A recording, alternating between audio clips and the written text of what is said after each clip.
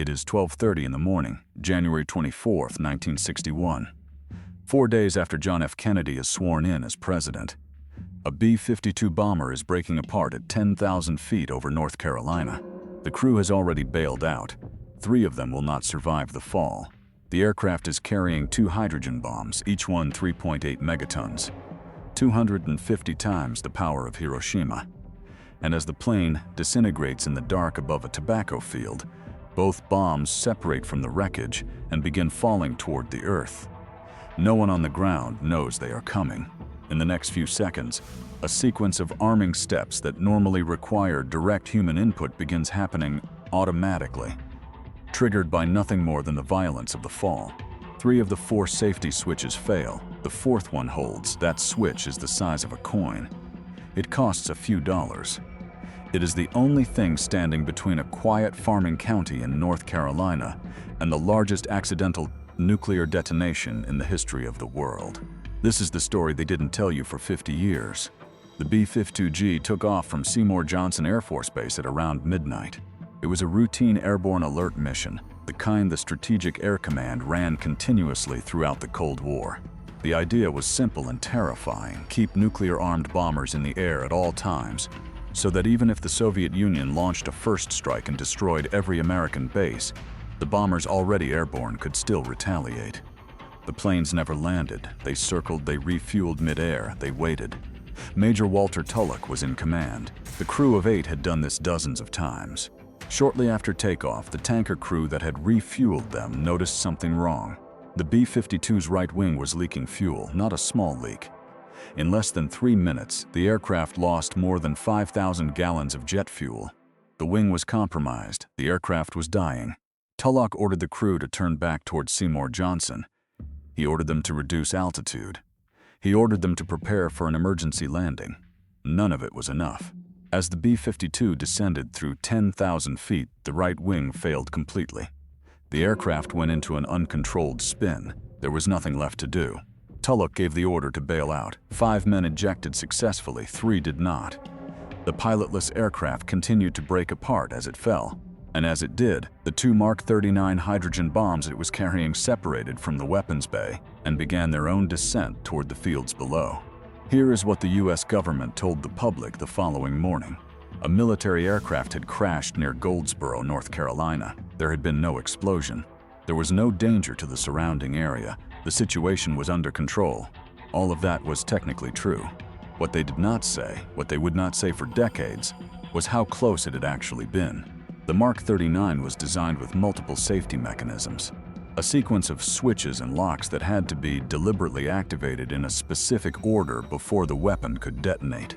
The system was built on a simple principle: no single failure should ever be able to arm a nuclear bomb. What the engineers had not fully accounted for was what would happen when a bomb fell from a disintegrating aircraft at 10,000 feet. The violence of the breakup, the wrenching, tumbling fall, was enough to begin triggering the arming sequence automatically.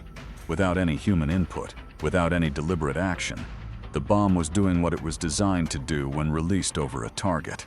Investigators later reconstructed what happened step by step. The arming wires pulled, the pulse generator activated, the low-voltage thermal battery fired.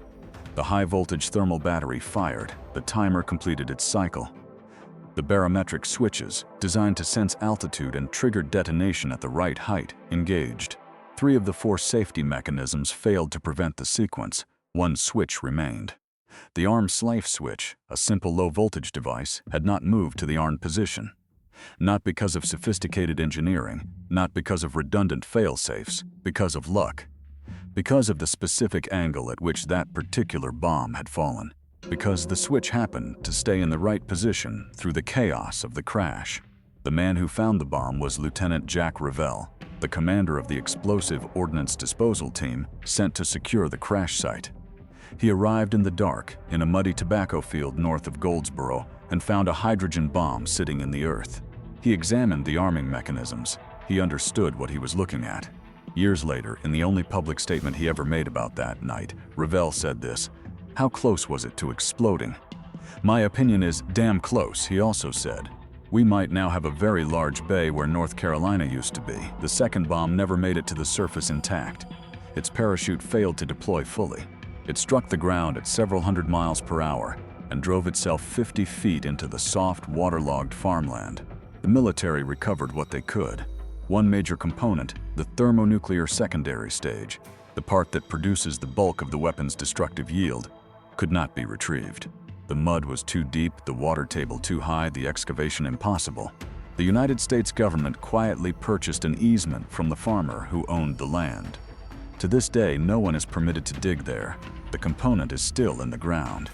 A portion of an armed hydrogen bomb remains buried in a field in Wayne County, North Carolina. Now consider what would have happened if that one switch had moved. 3.8 megatons detonating at ground level over rural North Carolina. The fireball alone would have been more than a mile wide. Everything within 2 miles of the impact, Faro, the farmland, the roads, would have ceased to exist in the first second. Goldsboro, 12 miles to the south, would have been destroyed by the blast wave.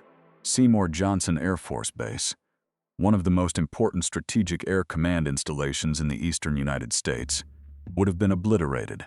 The same base the B-52 had taken off from less than an hour earlier. Raleigh, 30 miles away, would have suffered catastrophic structural damage. Tens of thousands of casualties in the first minutes. But the blast was not the worst part. A 3.8 megaton surface burst generates fallout. Enormous quantities of radioactive material lifted into the atmosphere and carried downwind. In January 1961, the prevailing winds over North Carolina blow northeast, toward Richmond, to Washington, D.C., toward Baltimore, toward Philadelphia, toward New York. A Japanese physicist who later modeled the fallout pattern estimated that lethal radiation levels would have extended across nearly 1,000 square miles. Hazardous contamination would have reached hundreds of thousands of square miles, a radius stretching from Goldsboro almost to New York City. Washington, D.C. would have been rendered uninhabitable. The president, Kennedy, 4 days into his administration, would have been in the fallout zone. And here is the part that makes this more than just an American disaster. It is January 1961. The Cold War is at its most dangerous. The Soviet Union has nuclear weapons on alert. Their early warning systems are watching American airspace at all times. A 3.8 megaton detonation on American soil in the middle of the night with no warning, no public announcement, no explanation. What does Moscow conclude? The answer is almost certainly that the war has started, that America has been struck first, that the launch order they have been waiting for and dreading has finally come. What happens next is not a nuclear accident, it is a nuclear exchange. The accident at Goldsboro would not have destroyed North Carolina. It would have destroyed the world. The report that confirmed all of this was classified for decades.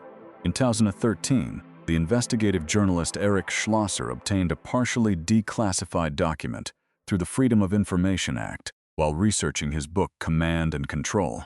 The Sandia National Laboratory report, written in February 1961, 3 weeks after the accident, concluded that the bomb Revell found in the field had been virtually armed when it hit the ground, that the arming switch which prevented detonation was itself highly vulnerable, that the entissor sequence had progressed further than anyone in the public had been told. The United States government had spent 50 years telling the American people that their nuclear weapons were safe, that the systems were foolproof, that nothing like this could happen. The Sandia report said something different. It said, "We came within one switch of the worst man-made disaster in human history. And that switch was not a sophisticated piece of engineering. It was a simple, low-voltage device, a coin-sized component, the kind of thing that fails all the time." Lieutenant Jack Revell never spoke publicly about what happened in that field until late in his life. When he finally did, he was asked what he had felt when he realized how close the bomb had come to detonating. He said he had not allowed himself to feel anything. There was a job to do. You do the job. He died in 2014. There is no monument to Jack Revell, no national holiday, no building named after him. The field in Wayne County where he stood in the dark in January 1961 and made the bomb safe, that field grows tobacco again. The component that couldn't be recovered is still down there, 50 feet under the surface, in ground that no one is permitted to disturb. The accident that didn't happen is not in most history textbooks. The near miss that would have changed everything is remembered only in declassified documents and the testimony of the man who was there. What Ravel understood standing in that field was something that the governments of the world spend enormous effort to conceal, that the systems we build to prevent catastrophe are not perfect, that the gap between disaster and survival is sometimes not engineering, not training, not protocol.